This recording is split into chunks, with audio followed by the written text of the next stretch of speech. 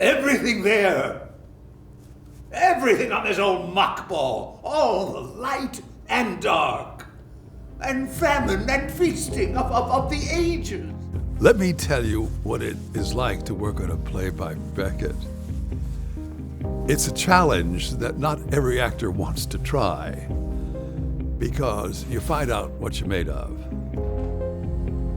So there's this constant feeling that even though there's a forward motion, it sort of goes a certain way forward. It takes 2 steps forward and then a step back, and then 2 more steps forward and then half a step back. We get the sense that it never fully finishes. There's no full stop. It's a play about survival and how people deal with the situations that life throws to them. So in the first play, Not I, we have an 70-year-old woman who has been mute all her life and has suddenly found her voice. Gradually, all went out, all that early April morning light, and she found herself in the what? Second play is actually set in the hereafter, where there had been a triangular love affair in life that went on past the grave, and they're still figuring it out. Get out, I said. I sometimes wondered if he was not living with her for her money.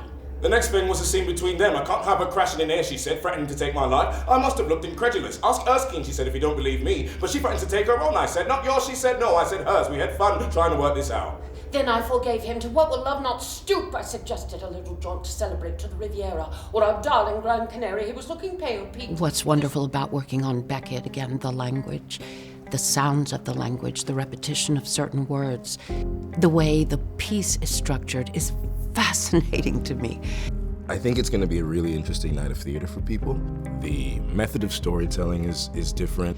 I think the fact that this forces you to view something in such a different way, I would be like, what just happened? You know, so I think it would, I feel like it'll excite people. The eyes just slits because of the glare. Then there's KRAPP'S last tape.